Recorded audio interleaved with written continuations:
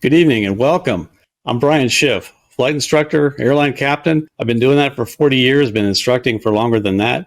Welcome to the 10th episode of The Schiff Show. We got a fun episode lined up for you tonight, including my good friend Jeff Simon from Social Flight. But before we get started, I'd like to thank Avemco. This program is made possible by them, and they have been my go-to insurance company for 44 years. Imagine, as you open the hangar door from the inside and you feel a gut-wrenching bump. It's gut-wrenching because the only thing out there was that you knew of was your airplane. This happens all too often, and it happened to me when I was a teenager flying Dad's Citabria. Thank God I only had to pay the deductible. Avemco came to the rescue. Avemco's got your back when the unexpected happens. Also, this and all episodes of The Schiff Show are eligible for FAA Wings credit. If you don't participate in this program, I'd like to encourage you to do so for many reasons. Pilots who participate in the Wings program are much less likely to get into an accident. Statistics show that. Not only because of the content that they learn, especially from this great show, and I'm not biased, but because of their willingness to participate in the program and their desire to learn more, to understand hazards and risks, learn how to deal with them, which is why you're giving your time right now. For more information, you can download the Wings Pilot Proficiency Program User's Guide. There's a User's Guide in the course resources page of this website, of the Schiff Show website. Wings credits also apply towards a flight review. They can get you some accident or forgiveness, leniency with the FAA. I've actually had that happen after my first runway incursion. They looked at my wings record and were very lenient because of that. The most valuable part, however, is the investment in your own safety. Simply click on the Earn Wings Credit button on this webpage, on our program for the Schiff Show, and sign into your FAA Safety Team account and take the quiz. When you're finished, email me your certificate and I'll show it off on my website. I've got a great collection of those building up right now, and I'm going to have them on there. It'll be kind of cool. And by the way, you also get Wings and AMT credit for this program tonight because we've got my good friend Jeff Simon, and we're going to be talking about good mechanics stuff. Again, on the main page for each course, you'll have the course resources. The Wings User's Guide is in there. We'll have related articles, regulations, and sources that we talk about, any web links that I refer to during the program. Also, for tonight's program and many others, when I talk about an accident, I'll have the NTSB docket, if there is one, for that accident, and you can go get many of the documents that the NTSB used to investigate that accident. It's a lot of great stuff in there, and I'll show you some of it tonight. You can also, on that page, subscribe to the Schiff Show email. You'll keep up to date on new topics, podcasts, and our archives and more. And on the bottom right corner, you'll see the chat bubble. Click on that to join the chat and participate in tonight's conversation. Once you click on that, you will get a pop-up and you'll enter your name, post your comment or question, participate in the polls, and you'll see the poll results. Now, to participate in the polls and see them in real time, you need to be watching in real time. So you're able to pause this program, back up, look at things, whatever. Try to catch up to real time before the end when we get to the polls so that you can see the pop-up quizzes happen in real time. Now, tonight, I'd like to welcome my good friend and my favorite host of Social Flight Live, Jeff Simon. Jeff, welcome. Jeff is an AMP. He's an IA pilot, a pilot, and an aircraft owner. He has spent the last 25 years promoting owner-assisted aircraft maintenance and created the first inspection tool for geared alternator couplings, which we've talked about recently on one of our podcasts. And it's available at the approachaviation.com. Jeff is also the creator of Social Flight. It's a free mobile app, which I want to talk about in a second, and a website that maps over 20,000 aviation events, and they actually show you the ones near you. It offers educational aviation videos, some of mine, some of his, and many others to give you your Wings credit, AMT credits. All of that is like a one-stop shop on his app and on his website. The free apps are available on the iOS and Android devices. You can also visit socialflight.com. That's also in the users' links in our course resources page on this website. So welcome, Jeff. It's a pleasure for me to actually have you on my show for a change. It is a pleasure for me. I'm absolutely thrilled. I'm a huge fan of this show. It has so much education. You make me a better pilot with Well, I appreciate that. I've learned a lot from you and my airplane, which is an annual right now. You've been of a great help with that because things come up and I'm like, I don't know if are these guys trying to get money from me and you really you reassured me that the things that they're coming up with, hey, those are real. Those are things I need to look at. And it gave me some advice that it's been very helpful. So we'll keep doing that. I'll help you fly. You help me maintain my airplane. Perfect deal. Awesome. Well, let's get to it. So as in every episode, we'll look at an accident. We're going to take a look at an interesting one tonight. Thankfully, in this one, nobody got hurt or killed. It's a little bit tamer, but it did destroy a $55 million Gulfstream. We'll look at covered procedures, techniques, and technology that can help us avoid that kind of an accident. And then, as always, we'll play a trivia game at the end, testing your knowledge and some trivia. Well, let's get started. So let's take a look at this accident for tonight. It was November 777 Tango Yankee. That was Thai Corporation. And if that sounds familiar, they made the Beanie Baby. So it's often referred to as the Beanie Baby accident. It was a G5 that had just been in West Palm Beach for maintenance. They'd been working on repairing an erroneous overspeed warning, but that had nothing to do with the accident. It was Valentine's Day, February 14, 2002, at about 7 a.m. Eastern Standard Time. Nobody was hurt, but thankfully the aircraft, nobody was hurt, thankfully, but the aircraft was substantially damaged. After a normal taxi and takeoff, the airplane's landing gear would not retract after liftoff. Several attempts to raise the gear using the lock release override, the gear would not retract. The flight crew elected to return back to the airport, and during the landing flare, the ground spoilers automatically deployed when the pilots closed the throttles. Don't write me letters. I know they're thrust levers on a jet, but it's easier for me to say throttles. Were brought to idle. The airplane descended rapidly and landed hard, and the right landing gear actually collapsed and actually punctured through the right wing, causing a major fuel spill. The hard landing was measured at 4.5 Gs. It was pretty hard. The airplane was substantially damaged. The right main landing gear was, again, punched through the right wing, and it's a wet wing, so the fuel spilled everywhere. And here's a picture of them, recovering the aircraft on the flatbed to kind of wheel it off the runway. The investigation determined that a mechanic had wedged wooden sticks into the airplane's weight on wheel switches to force them into the ground mode while the airplane was on jacks during the maintenance. So the aircraft was jacked up, but to work on these other things, they needed to actually put it in ground mode. So they wedged these sticks in there to close the contact. The mechanic stated that he had used the sticks. It disabled the WOW switches, thereby gaining access to one of the maintenance computers to troubleshoot the overspeed problem that the aircraft was having. After the maintenance was performed, the sticks were not removed, and the airplane was returned to service, and no notation was made about the WOW switches being disabled or those sticks being put in. I think this is now, Jeff, have you ever seen things like this happen in maintenance when you're working on an airplane? This is not an approved FAA technique. Yeah, it's fairly common when you talk about using things other than tools on an aircraft. Think about even when they're washing an aircraft and they take tape and put it over the static port, or they do anything. It's not uncommon to have devices, tools, sticks, whatever you need that are part of accomplishing a task. And to be honest, it's the right tool for the job in this case when you look at Sure. that. The challenge here, as we'll talk about, is about your procedures.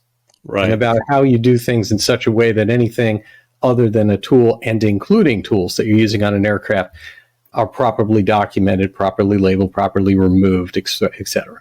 Right. All right. I look forward to talking about that because there's a lot that I think can be discussed with that, a lot of techniques that can be used to prevent this.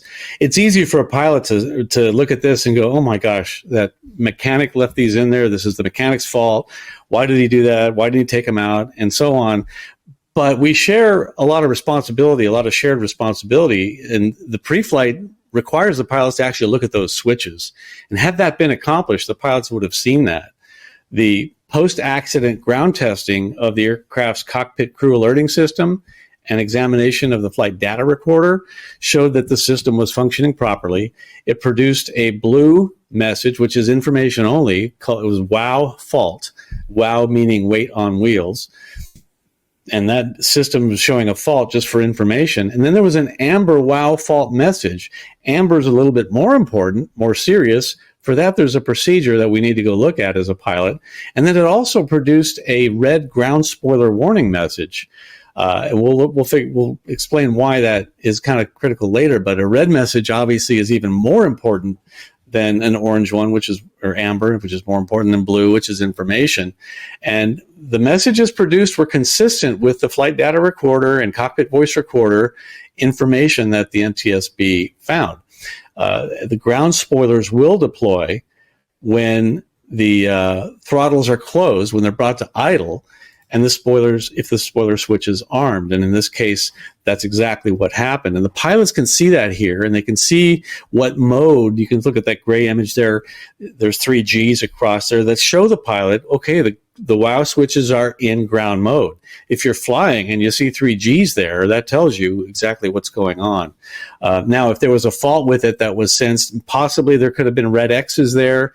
Either way, there was an indication that should have alerted the pilots and driven them to a checklist. In any event, here's a picture of that switch that was armed. When that switch is pressed, the spoilers are armed and ready to come up when the aircraft hits the ground or contacts the ground. When the WOW or weight on wheel switches sense the aircraft is on the ground and that switch is armed, it will deploy the spoilers once the throttles are closed. Because if you're going around, you wouldn't want to deploy them. So the logic lines up that it has to be on the ground, throttles at idle, and that switch armed, spoilers or speed brakes pop up to help you kill the lift on the wing, put the weight on the wheels with those spoilers by killing some lift and making the braking more effective. But that switch was armed for landing. The Gulfstream checklist, the quick reference handbook, cautions flight crews not to move the thrust levers and to switch the ground spoiler armed switch to off following an amber WOW fault message. A red ground spoiler message calls for the flight crew to disarm the ground spoilers because they don't match. They're in the wrong mode for the condition. And to pull the circuit breakers to make sure the spoilers are not rearmed inadvertently, just as a backup.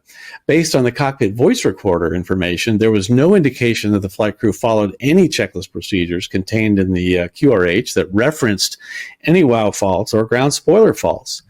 The pre-flight checklist procedures also called for the crew to conduct a visual inspection of those, and that wasn't accomplished either. The procedure itself, if you have a WOW fault, it says right here, do not retard the throttles until you disarm those spoilers. So this is the procedure that should have been looked at and should have been complied with. When these pilots trained, and they trained at flight safety, they saw a slide during their training that actually said this. It told them specifically that a weight on wheel system problem is serious and that after takeoff, the gear handle will not move. And that was the first indication, the first one that they noticed, I should say. There were other indications, but the gear handle won't move up. It was locked down because the airplane thought it was on the ground. It's trying to protect the pilots from raising the gear while the aircraft is on the ground.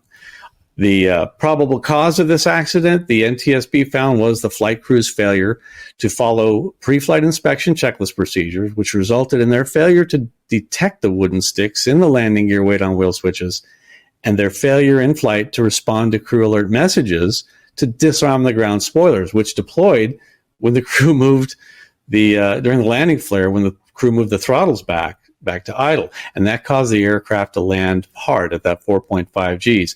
Contributing to the accident was the maintenance personnel's failure to remove the sticks from the weight on wheels switches after maintenance was accomplished. And had I clicked this a little sooner, you'd have been reading that along with me, but I did it a little late. So here it is for anybody who might have it muted. And if you go back and read it, here is the probable cause and findings. You can also get this report, the NTSB final report, in the course resources section of this presentation, along with the entire contents of the NTSB docket. So like I mentioned before, the responsibility is shared between the mechanic and the pilot. If both of them kind of screw up, the overlap of the screw ups is where the accident exists. But the shared responsibilities cause quite a bit of overlap that should prevent an accident from happening. And ATC and pilots also have similar overlaps in responsibility for that. You can also look at the flight data recorder if you'd like to study it by going to the schiffshow.com website and clicking on this course, and then clicking on the course resources tab. You can access everything that's in the docket, including this flight data recorder data file, which is sometimes fascinating to look at. And you can see right there on this chart where it happened, when the throttles were pulled back and the spoilers jumped up, and it all happened pretty quickly. Here's a photo of the stick that was found in the weight on wheel switches in the wreckage. And I'm guessing it might have been broken into thirds to make the switch move enough that you jam it in there and push the little plunger in there, and it kind of activates the switch. So that's the accident that happened. So moving on to our next section, let's take a look at the procedures that are in place. I mean, first of all, we've got to make sure the aircraft is safe. I mean, that's the A in the PAVE checklist. Doing the pre-flight, and the Gulfstream manual even talks about that. It details the pre-flight inspection, and the pilots didn't do it. It specifically states that those switches should be checked on every pre-flight, and in this accident, the pilots failed to do so. Your aircraft or POH or AFM should have the manufacturer's checklist in it, which tells you the required items to check during your pre-flight. And for the airplane to be legal, it obviously has to have the required documents, the required inspections, and it needs to conform to the type certificate data sheet.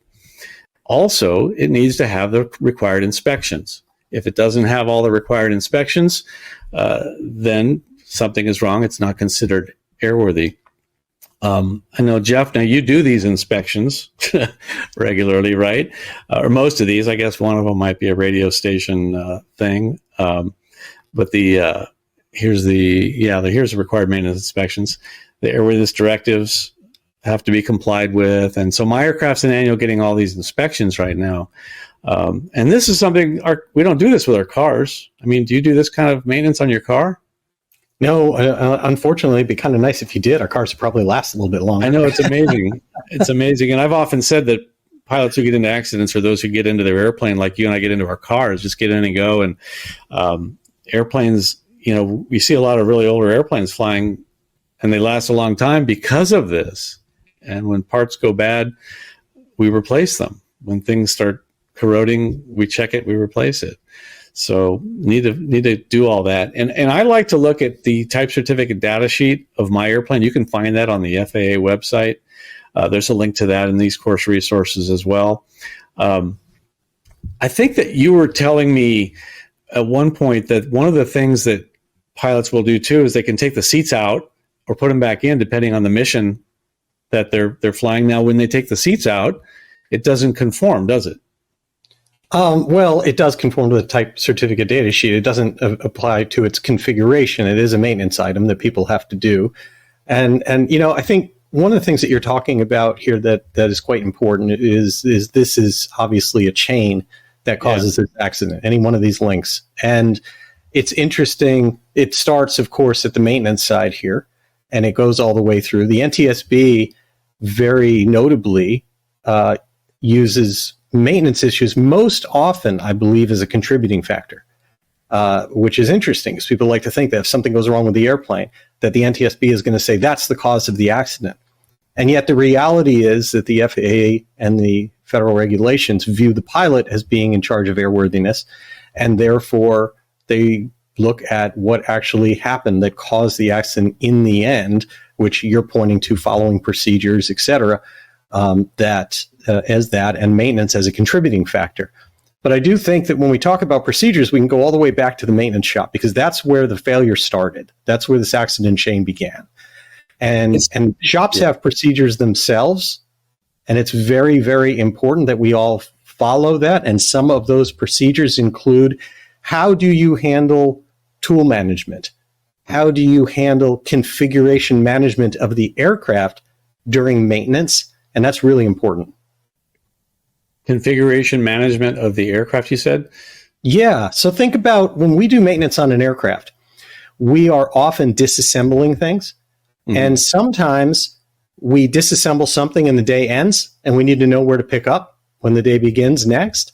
Sometimes we disassemble something because we're waiting for parts. And sometimes we disassemble something, we alter something, as they did in this case with the Gulfstream, in order to perform an inspection or to perform a certain amount of maintenance. This was an alteration of the aircraft that was absolutely okay, absolutely done correctly, absolutely needed to happen in order to do this test the way they did. But where they failed was in the procedures, because different shops have different ways of doing it. But the question is, when you alter something, do you have a big red banner flag that goes on the item that you're working on? Some people use tape. That's high visibility tape. Some people will take tape and write notes on it in big Sharpie of exactly what's going on or what needs to happen, and like stick it on the wing, stick it on the fuselage, right near what's happening. Really good shops, whatever it is, they're not inventing these things on the fly. They actually have procedures they follow and train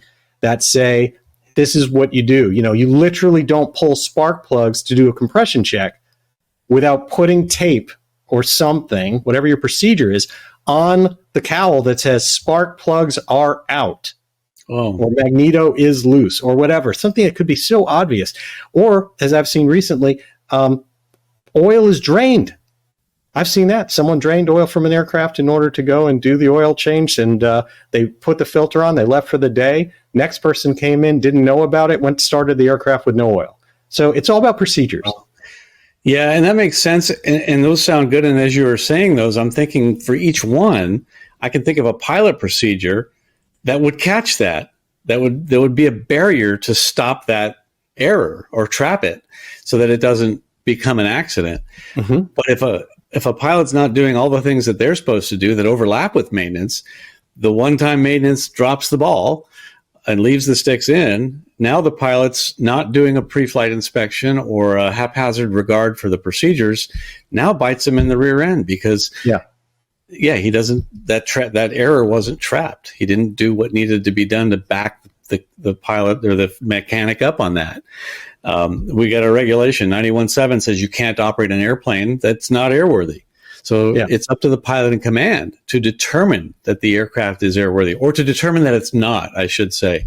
I think the mechanic determines it's airworthy, and then the pilot goes and finds a reason it's not, and then gives it back to the mechanic. Yeah. But what's important here is this positive safety culture. What we're actually trying to create here is not what might seem to be the knee-jerk reaction of finding fault anytime something happens. What you'd rather have than the idea of let's attribute blame and find fault is to actually have a system in place that says people are human. People are going to be human on the maintenance side. They're going to be human on the fueling side. They're going to be human on the pilot side of it.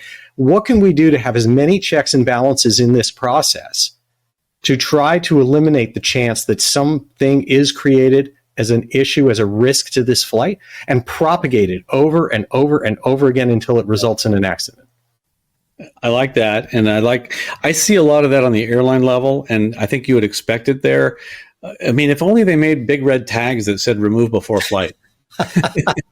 I see things clipped onto flap levers that say do not operate, maintenance in progress. And that's because a pilot could walk onto the airplane at any point, or another mechanic could walk into the airplane and try to do something else. And so there's things in place. I've also seen at the airline, they'll put logbook entry that says gear pins installed. And it has to be balanced by a logbook entry as a sign-off that says gear pins uninstalled or whatever. Just like, oil removed from aircraft should be right up in the aircraft maintenance log. And then oil replaced could be the balancing right off to that. Now, that may be a little overkill for general aviation airplanes, but it sounds like a pilot doing their due diligence would look at a shop and say, what are your safety procedures? What do you do? Do you have a safety management system? In place? I hear that, charter operators, airlines, even a lot of GA operators have that, but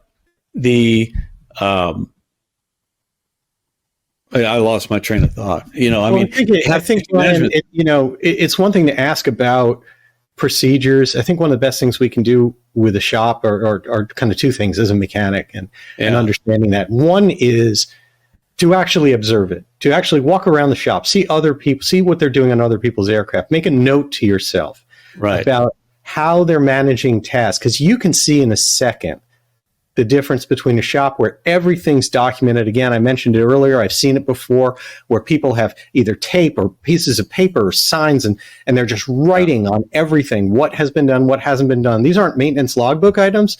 These are process items that help them achieve that. You can look at their tools and you can see, are these in the best solution for tool management, right? Is organizing where every tool has a cutout in foam. And you confirm at the end of the day, or you confirm before an aircraft goes out that every tool is accounted for. There aren't any empty spots there. What are their procedures, and do they give you a good, warm, fuzzy feeling about it? Right. And then I think the second part of that is how you manage yourself in the aircraft. And that is the idea that if you are taking possession of that aircraft, you are, after maintenance, you're asking them to walk me through everything you've worked on. Show me. I think that's a great idea. You know what to look at. Yeah, and I had my aircraft's in annual right now, and the mechanic said, when you come pick it up, we're going to go through a full briefing. We'll show you everything we did. And I thought that kind of goes along with what you're saying, and I like that, so that we can go over everything that was done. And so I know what to pre-flight. But we're going to talk about in a few minutes here some techniques for picking up an airplane after maintenance as well. To conform with the type certificate data sheet, of course, we have to know this for our written test. There are regulations in place that say what the aircraft has to have for VFR, IFR, VFR at night. And we all memorize the acronym that I don't like using because I can't spell. But everybody knows it. And if you know what I'm talking about, you'll be laughing at that picture.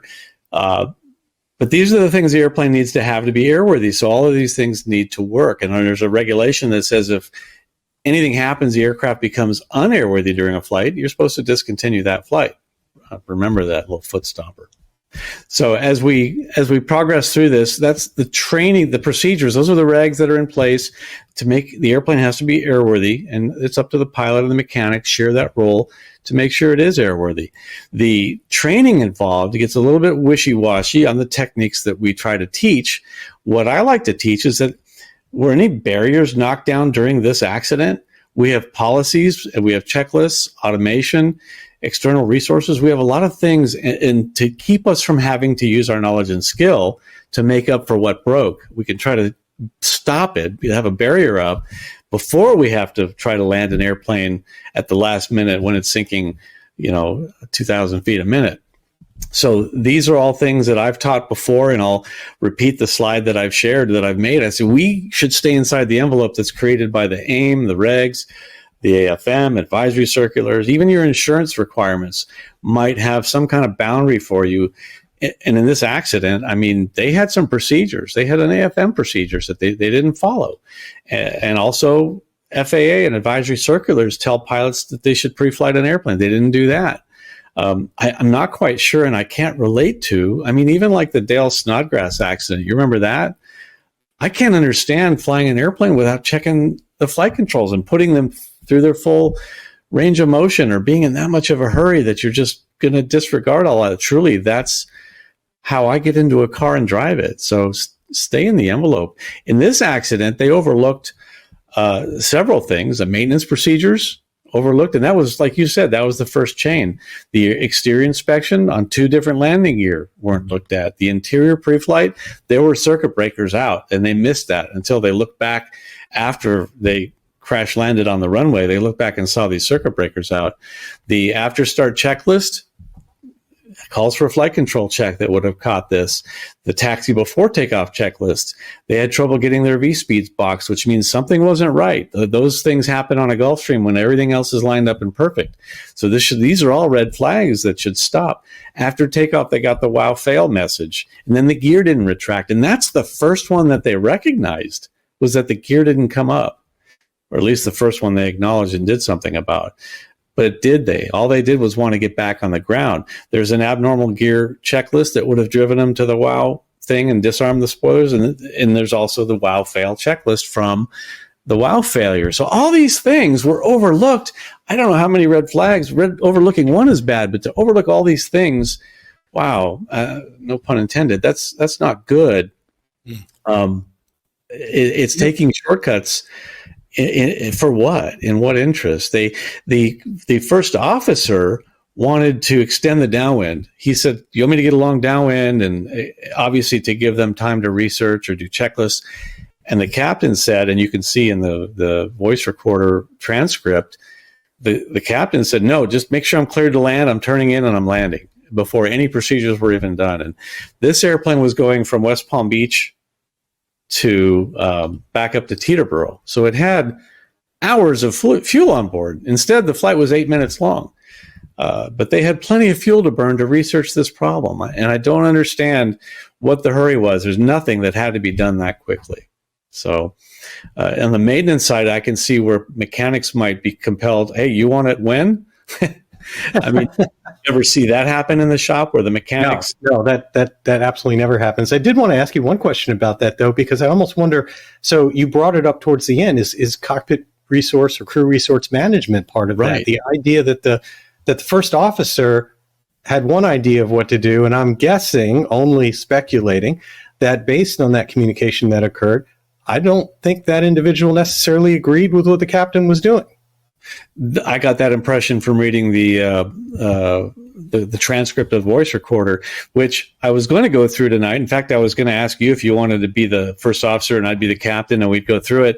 It would just take a little bit more time than we have, but it is in the it's in the course resources in the docket. Take a look at it. But that is exactly, you read that right on the mark. That first officer should have spoken up and said, hey, we got a checklist for this. Let's run it. And they've both been trained. You know, it's not like this was brand new to them.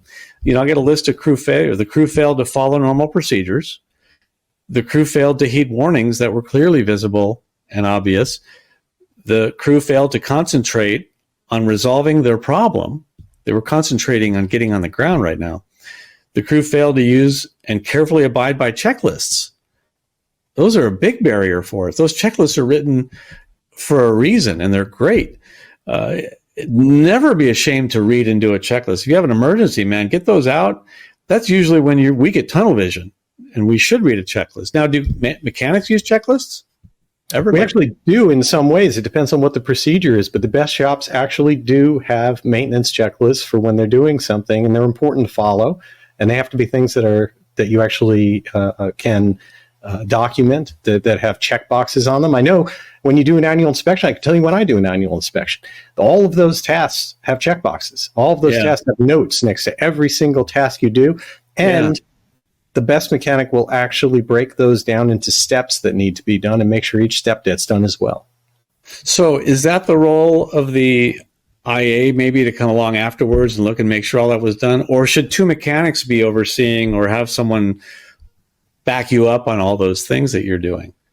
So in most shops, or in many shops, if we kind of try to write off the idea of a one-person shop or two, what you really ideally want to have is three different individuals involved.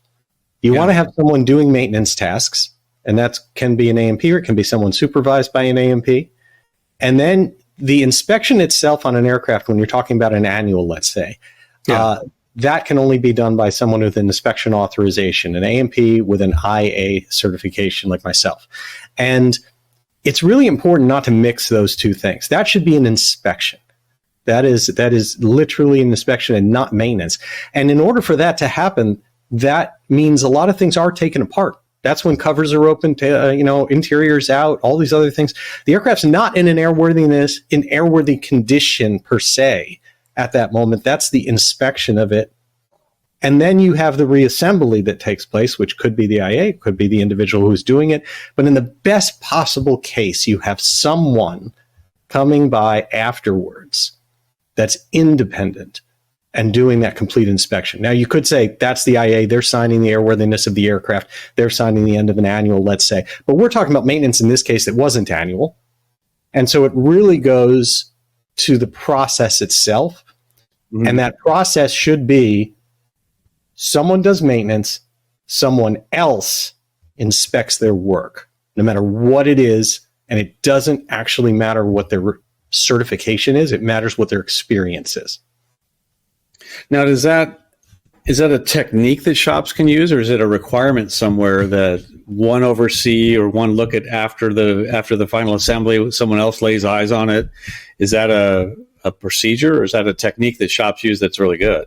Well, they are, let's say, procedures, right, that shops do, but that's not something mandated by the FAA. The FAA likes to work, as you're really well aware and have taught me on many occasions, they like to work in catch-alls, right? So they start with things that have a big umbrella that they can catch you with and prosecute you with, that just says you cannot sign off an aircraft that's not in airworthy condition, right? That's basic zero. We covered you with that. We don't need to do more. And that says, in this case, shop, you're wrong. You left tongue depressors in, a weight on wheels switch. This aircraft was not in an airworthy condition.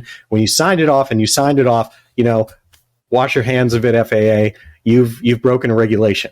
And that's how they catch themselves. They don't literally go to shops and say, you have one person do this, you have another person inspect the work. That what you get instead is safety guidance by the FAA safety team, by FSDOs, by others, by folks like yourself and myself, and that's the best we can do to try to create good practices. Yeah, and that makes a lot of sense. It's like the pilots 91.3 careless and reckless. It's a catch-all, like you said. That's a pretty big umbrella, and the FAA. And I think you and I would both agree that we'd rather have them just tell us what we can't do. Don't dictate everything that we can do. And certainly don't dictate that we have a mechanic watching us on a cell phone while we're actually doing the work, right? Here's a perfect example, right? We had the Moss interpretation that happened not that long ago. That was a big overreach, in my opinion. And I think in the FAA's opinion, because they quietly stuffed that under the couch. And that basically would have done that without everybody that contacted them about it. No, but just as a reminder for everyone, what happened with that is that the FAA came out and just said, hey, we don't, they were asked for an interpretation, and they came out and said that supervision of people doing tasks that they're not directly certified for cannot be remote in any way, shape, or form. It has to be like the person right over your shoulder. That's a gross oversimplification of it, as you say, before we get all the emails.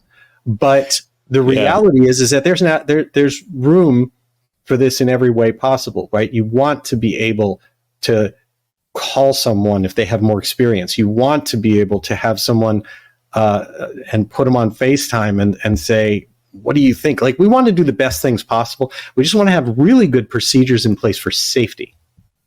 And that's kind of why I like the idea of sending my airplane for its annual into a shop where it's not just a one-man band, but rather if there's more people around that may have seen hey, I'm having a mechanic can go up and say, hey, I've never seen this before. What is this? And they can talk to each other, feed off each other, or have mentors or whatever to help back them up on that. Now, the FAA, like you said, there's a lot of resources. There's you and me, there's seminars and webinars, but the FAA safety team puts out this document, which is the Advanced Preflight After Maintenance. This is also in the course resources for this program. And the General Aviation Joint Steering Committee and the NTSB have determined that a significant number of aviation fatalities would be avoided if pilots were to conduct a more thorough pre-flight of their aircraft after that have just been returned to service after maintenance.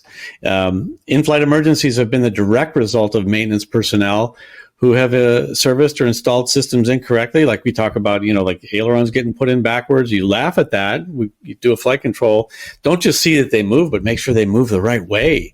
That, like when any airliner has been brought out for major maintenance and it comes back, people in the flight test department will flight test the aircraft. Part of that thorough test is to check every flight control, not only for freedom of movement and security, but that it moves the correct way that it's supposed to move. That could be a nightmare. Could you imagine trying to roll the airplane left, but it goes right when you go to the left, and it goes left when you go to the right? And there have been studies of people who it's nearly impossible to train yourself in the duration of one flight to cope with that. Mm-hmm. That could be pretty ugly. But so this document, which is in our course resources, it has a lot of advice. But what advice would you offer? What do you recommend pilots do differently when they're going to fly the airplane for the first time after maintenance was performed, and I ask this selfishly because I'm about to pick up my airplane for manual. Any thoughts on what advice do you have for pilots when they first pick up the airplane?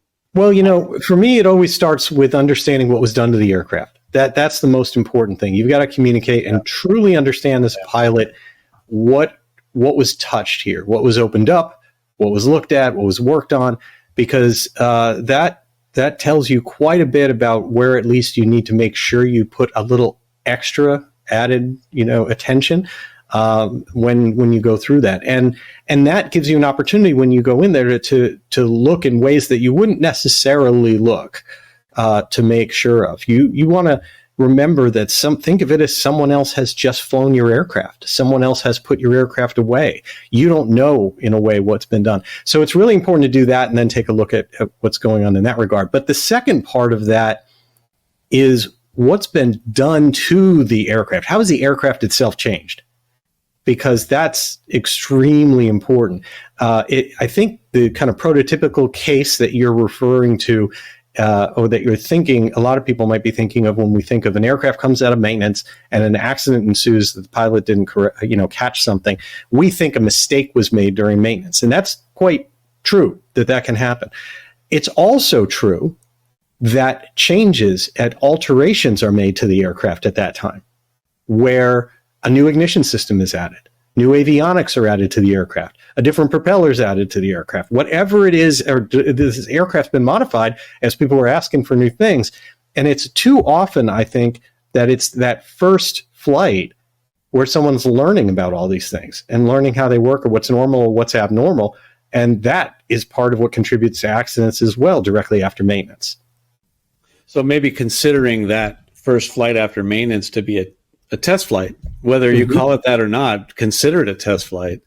I know that when it's an obvious thing, like you just got new cylinder put in or something like that, there's a break-in period. There are strict instructions for how to fly it.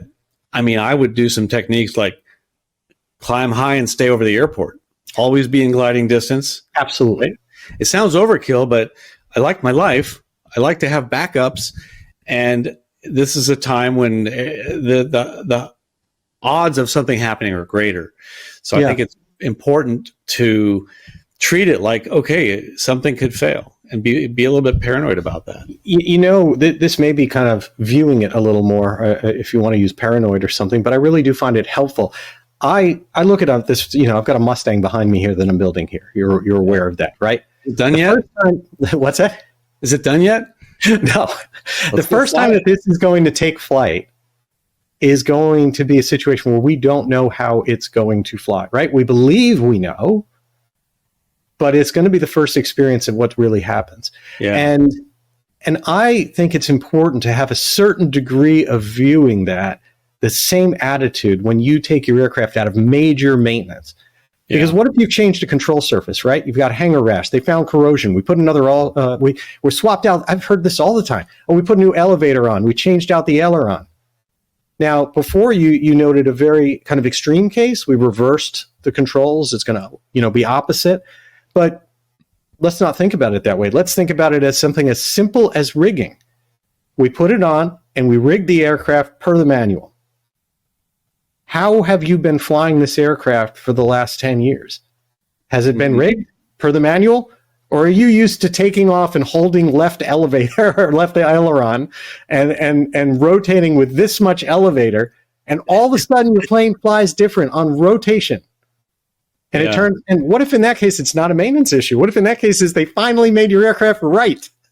Yeah, that's a good point. It could go either way. They could have made a mistake that affects things, or they could have changed it in another way. But what matters, and the message I want to send is, if they've worked on something, a control surface, an autopilot, changing something that changes your weight and balance of the aircraft, the center of gravity, this is how you have to view things. Yeah, the normal pitch trim setting for takeoff might have changed. Stuff like that. Yeah. Have you ever had any, or know anybody that's had any experiences with something surprising after a maintenance flight? Maybe something showed up that shouldn't have been there? I did. I did myself on many occasions. I'll tell you a couple of them. One, which isn't one that you just kind of point your finger at the mechanic on, is when I went and changed propellers over. I felt like a test pilot. I was shocked that it rotated differently. I was shocked that it flared differently. I did not expect that. I thought you were going to say you added power and it started going backwards. You put them on backwards, but I'll tell you, the spinner was really funny. Exactly. But there's another case. My son Ben was renting aircraft, which of course puts you at a little bit higher risk. You don't know what happened before or after, the last time you flew the plane. And he, when he was taxiing out, I think he felt, as he describes it, that the rudder felt a little different than normal, but he seemed okay with that. I'm not sure, that's in whatever his perception was. But when he took off, all of a sudden he felt a lot of one side of rudder and not a lot of another side of rudder. And he came back around, he landed safely. And as we inspected the aircraft, trying to find out what's going on, the first thing I noticed is that the rudder spring was disconnected. It wasn't broken. It had literally become disconnected. And when I looked at why it was disconnected, it was because the rudder cable had jammed in the central control column of a Cessna. And that put all this excess slack on it and then allowed that. What we found in that was holding that rudder cable in the center section, in the center panel, is this flashlight. Oh my. Looks like a maintenance flashlight. Here's what we found that was a little worse. If you turn this around, you find this whole section over here that was worn away by the cable. Wow. Almost through the metal. It's kind of hard to tell from that angle. But as you can see there, it's almost worn all the way through. And that had been there for some period of time. It could have been a pilot's light, but it sure looks like a mechanic's light. Yeah. And a lot of people had missed this because that kind of wearing through doesn't happen in a short period of time. And so it can happen, and it's important for us not just to try to catch it during pre-flight, but to then notice, does something feel strange? Because if it does, don't fly. Yeah, and when you fly a fleet of airplanes, let's say you're using a rental fleet of 172s, and they all kind of feel a little bit different, but you generally get the idea of what they should feel like, and then something is way off, that should raise a big flag. So I fly a fleet of airplanes at work. I also do when I train, but also at work. We do a flight control check during every taxi out. And I had one a few months ago where when I hit the right rudder pedal, when I depressed that all the way, it felt like it was rubbing. The left one felt smooth. The right one was rubbing a little bit. I don't know what that was. I told the first officer wanted to go. He's like, yeah, it's, these airplanes are getting old and blah, blah, blah, blah. I'm like, I'm not writing it off to that. It shouldn't feel like that. We went back to the gate and we wrote it up. They got us a new airplane. I don't know what they found of it. But I do know that there was no incident, no accident, nothing ever happened from here. So I felt good about my decision, but I still felt like it was overkill because of the way my first officer treated the situation. Like, really? You're going to go back to the gate for that? Yes. Flight controls are nothing to mess around with. And it was it was a red flag. Something happened that alerted me. The airplane was talking to me. And I think that's what is really important for pilots to notice, that something is different. What is it? Try to reconcile it. Don't just be okay with it. And that's a creeping normalcy. Like everybody, that airplane just a little harder to push the right rudder because there's a flashlight in there. Well, yeah. And again, I don't want to I don't want to feed Ben to the wolves here. I think he probably just barely felt it in the beginning, but it's a lesson, and it's a lesson he learned. Yeah, and that may have been hardly perceivable, and that may have not even been something a pilot could tell until it got really bad, until it got worse. So, that had obviously been rubbing there for a while. So, but I'm glad that all worked out well. So that's the one thing that I always advocate, is that there's two speeds, and anybody's heard me say this. There's slow. That's the good one. That's where good things happen, and deliberate. And then there's screw up. And I still brief my first officers this on every flight. The two speeds we got a choice. We can operate at one of the two of these speeds. And I have told them it's compelling to try to rush or to get there. And I will actually transition to speed number 2 quite often.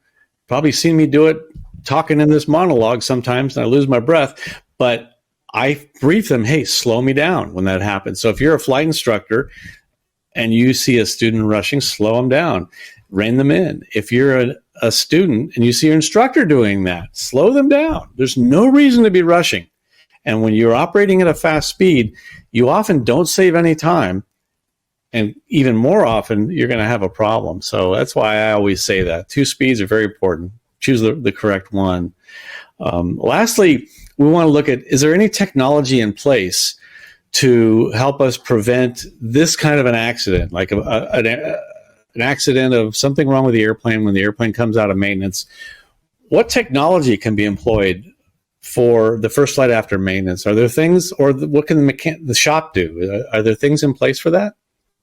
Well, I think there's an opportunity for some things, but I like to use the word technology pretty loosely in the case like this. Sure, absolutely. Because technology can be as simple as I mentioned earlier, of the idea that you organize your tools and cutouts, that you track everything, that you know that everything has a place so that you can open every single drawer and know if something's missing and keep your shop in an organized manner in order to do that. And the same goes for pilots, right? Like we talk about accidents and incidents. We talk about things like that. You get tow bars hit. Well, to me, technology is, what's your process? Where do you put your tow bar? I hang my tow bar where I can see it when I go to start my engine. Like, is still, in my view, this concept of what we can do. But when you get on the higher end side of it, if technology, there are things happening. You can make your own checklist. You can put it on your phone, on your iPad for anything that you do, and shops can do the same thing. Where they actually sit there and go, pilots can change their own tires. They can do their own oil changes. They can check their spark plugs. There's a lot of things that we can do.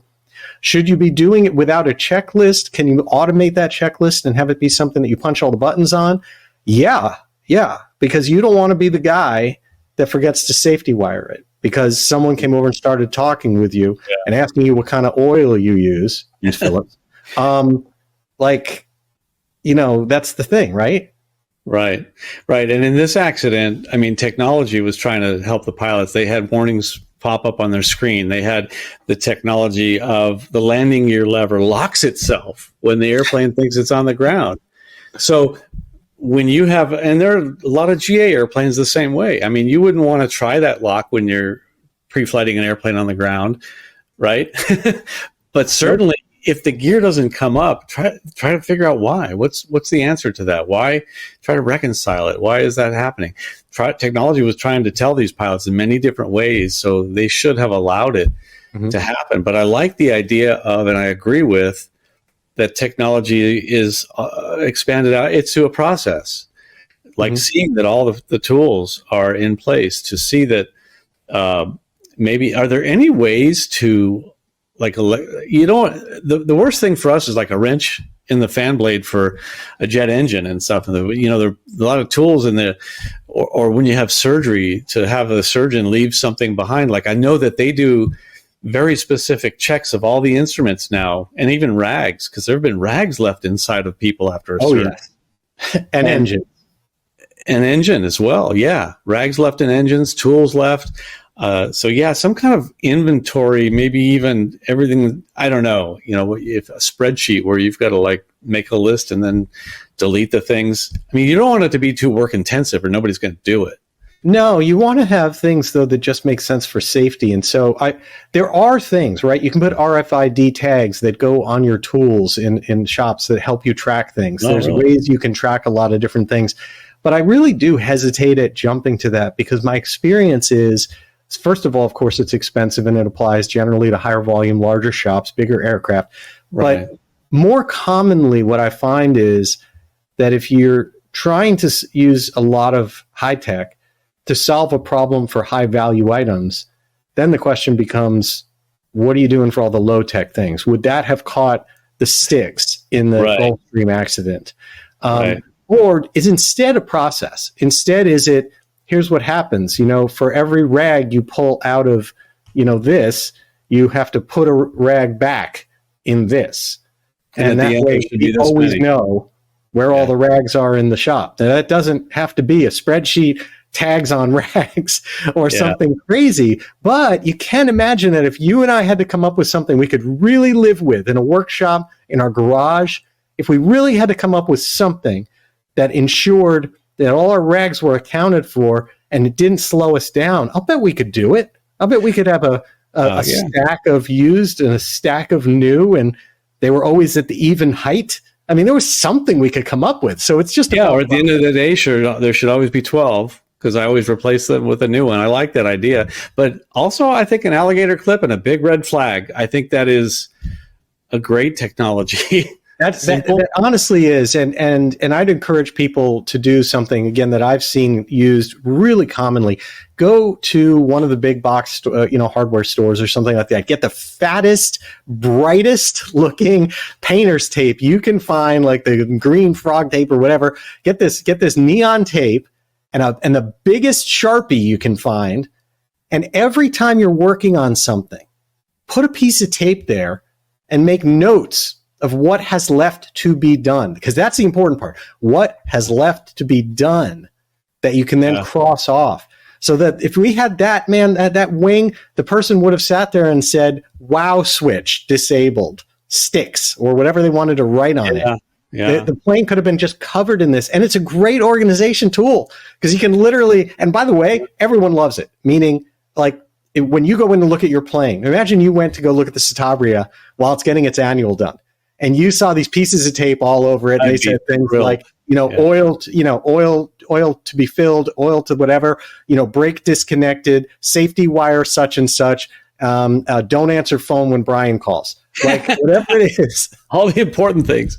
All the important things. Yeah, that's awesome. I really actually like that. I think do not disturb. The batteries aren't going to die. And the RFID thing's not going to fail. I love that. I think that colored tape, I used to have like black and blue phone cases and iPad cases and little bags. Now I just want bright orange everything so that when I look at the cockpit and leave, I don't leave something behind. I think being conspicuous is very important. So I love that. I think that we should take that to the bank. Jeff, this has been, look at, our time is just about up. When we do this, it just, time flies. Just like our Cockpit to Cal show, which we'll talk about in a second. But right now, I don't want to miss out on our game time. So let's just do some quick trivia quizzes. Some of it I gave away earlier. We'll take a look at this. Thanks to Dad for 1,001 Things You Thought You Knew About Aviation. These are where all these quiz questions come from his book. Let's take a look at the first one. Assume that Howard Hughes had asked his mechanic to change all the spark plugs in the Hughes Spruce Goose. How many plugs would the mechanic have to have changed? Now, I know we talked about this, you saw this, and this is astonishing to me that I couldn't believe there were so few spark plugs on this airplane. But how many engines are on the Spruce Goose? There's 8 engines, right? I think there's 10. Yeah, there's 8 engines, and then there's at least, how many cylinders? That's a lot. So if you're guessing at this, and you're guessing the extreme, you're going to be right. 448 spark plugs on this. What could go wrong?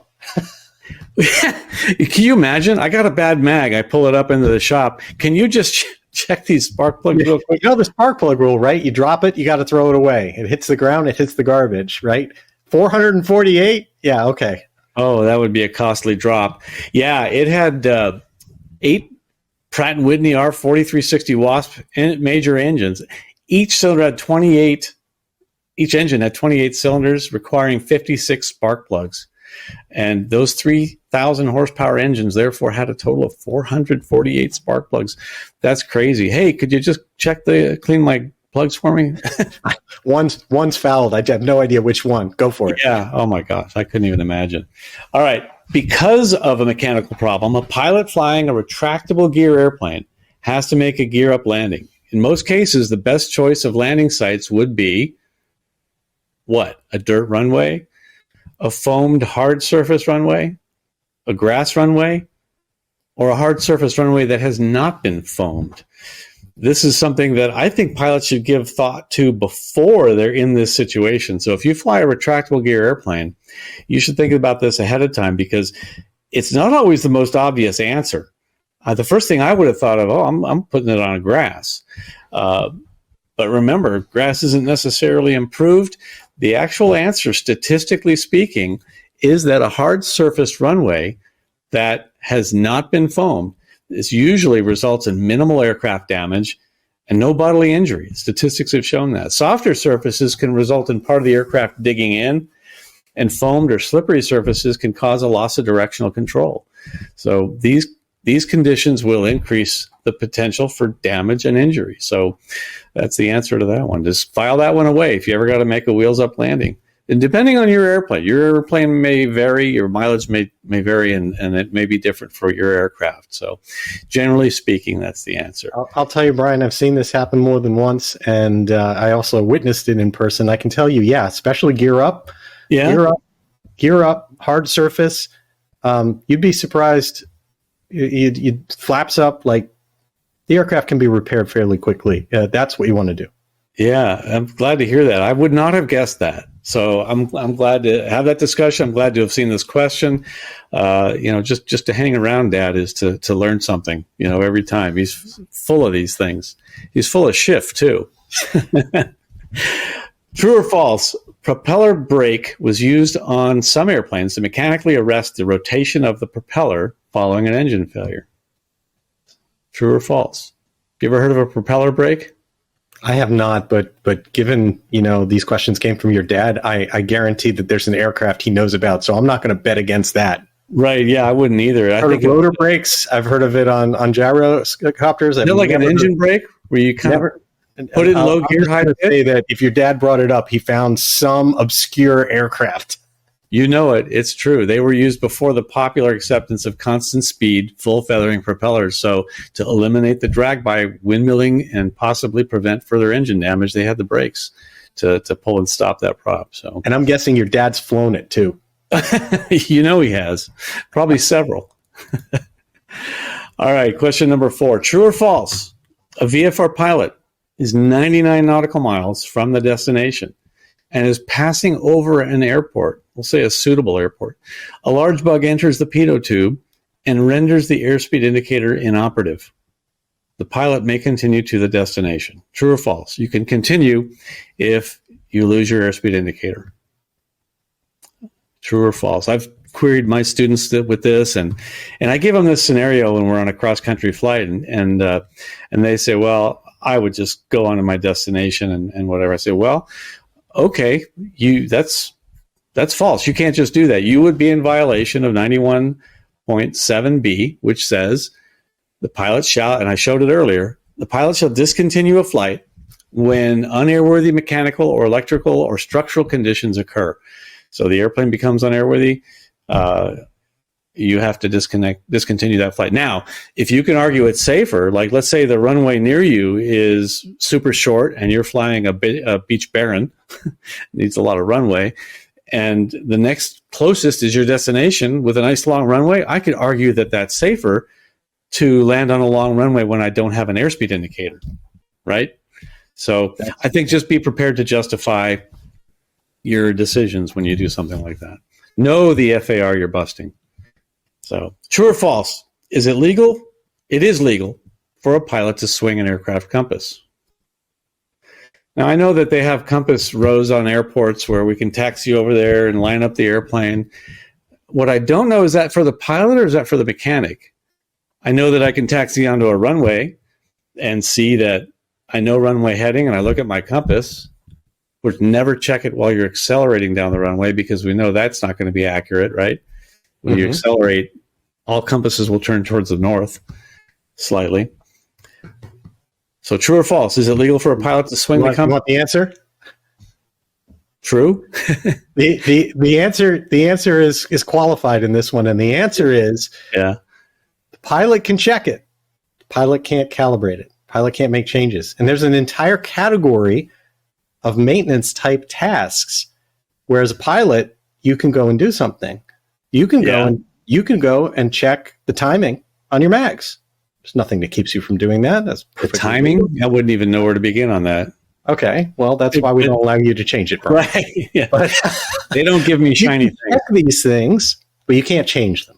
And the idea of going to a compass rose yourself as a pilot and swinging your aircraft through the different cardinal headings and checking that against what your error correction card, what your compass error correction card is saying, is quite important. And I think that pilots should do it so that How do you know if you need to have it worked on? The mechanic's not going to necessarily be checking it. You need to.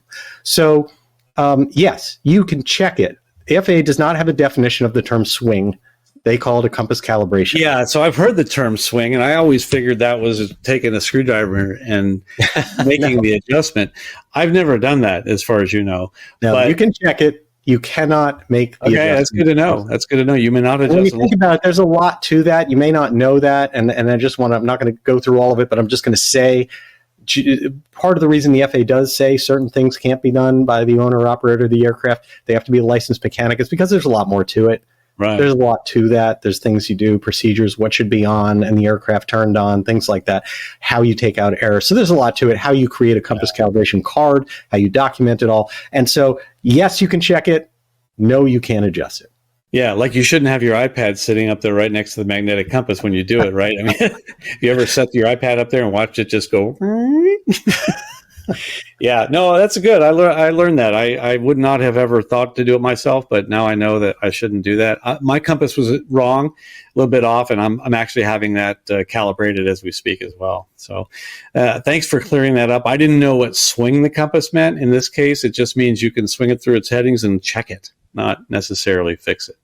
So I appreciate that. Jeff, we need to have you back on. There's so much more that we could talk about.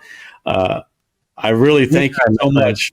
This was fun. I love having you here just as much as I love doing our Cockpit to Cal shows. So thank you very much. Be sure that Social Flight app is fantastic. I just want to talk about that real quick and give that a quick plug for you because, in fact, I need to check in right now on the because you guys are giving away. Don't forget, next week we are live from NBAA. You and I will be there for Cockpit to Cal. We're going to be talking about breaking rules for safety. And now you can give your Social Flight plug. Go for it, man. Yeah, and I think that's great. That was breaking rules for safety. I just talked about one. There's a rule that says you have to discontinue the flight when the airplane is not airworthy. But if you're not over a decent runway, okay, we got to continue this flight. But there are a lot of things like that, and we'll talk about that. So there are a lot of rules that there's a time and place to break them. I agree with that. The Social Flight app, you're giving away a lot of great prizes. Could you just give a quick rundown, real quick? When you check in on the app, you basically enter the drawing, right? Yeah, so Social Flight itself, again, for everybody, we have tens of thousands of aviation events, destinations, courses. You can get wings credit for watching courses on demand, on your time, wherever you want. You get maintenance courses you can take. And then as you're mentioning right now, the Fly to Win Challenge, where you can go and check in on your airport with the mobile app, and you get points, even a single check-in during a prize period, and you're entered in to win. So we just gave away a Lightspeed Delta Zulu headset. We're giving away another one on December 1st, just before the holidays. So you can go. You might be able to win that prize. We gave away an Aspen E5 electronic flight instrument. There is so much in terms of prizes, completely free. It's supported by all the folks on the board. And, of course, Avemco, that's such a fantastic supporter of Social Flight and of the Schiff Show and so many other things that they do to promote safety. And so we just want to support general aviation. And that all works as a community. And so for anyone who gets out there, please sign up for socialflight.com. It's totally free. It'll help support your flying and hopefully make you a little bit safer. And I recently used it to say, okay, what's nearby? What's going on? Where's the next $100 hamburger I'm going to go get? They're actually $200 hamburgers now. But there are events going on near me I never dreamed of. So using your app, that's been great for that. And I'm not just giving a plug. I'm actually saying this has been fun to figure out, okay, where are we going to go today? Hey, there's a museum at this airport. Who knew? It's fall. We've got, you should see what we've got. We've got haunted hangars. We've got events that people are having. We've got people doing pumpkin drops. And you're going to have to explain to me the logic and the safety and the regulations of dropping a pumpkin out of your plane. But all sorts of crazy stuff. It's really, really cool. Just check it out. Yeah, I will look for those. That's awesome. Well, Jeff, thank you so much for being on the show. It's always a pleasure. I look forward to being on Social Flight. I'm looking forward to doing our Cockpit to Cal live from Las Vegas as well. So thank you so much, and come by again. You got it. Thanks for having me on, Brian. Show's absolutely fantastic. Love it. Thank you. I appreciate that. Watch anytime on the SchiffShow.tv or listen anytime on your favorite place to get podcasts. You can search for The Shift Show on that as well. Also, I'd like to special thanks to Avemco for making this possible, for being sponsors of this program and so many more that they regard as safety. Jeff Simon and Social Flight, thank you so much for helping to make The Shift Show tonight what it was, an Aeronautical Proficiency Training LLC, and John for helping produce this program. I could not do this without you. The Wings Industry Network, which has some fantastic... I just got my advanced wings. I'm going to go sign up for my prize. Remember, if you get your wings credits, you can sign up and get prizes. And, of course, the FAA and the FAA safety team for making this kind of program possible. Hey, I know we ran over. I had a great time doing it, but thank you so much for joining us tonight, and we'll see you next month.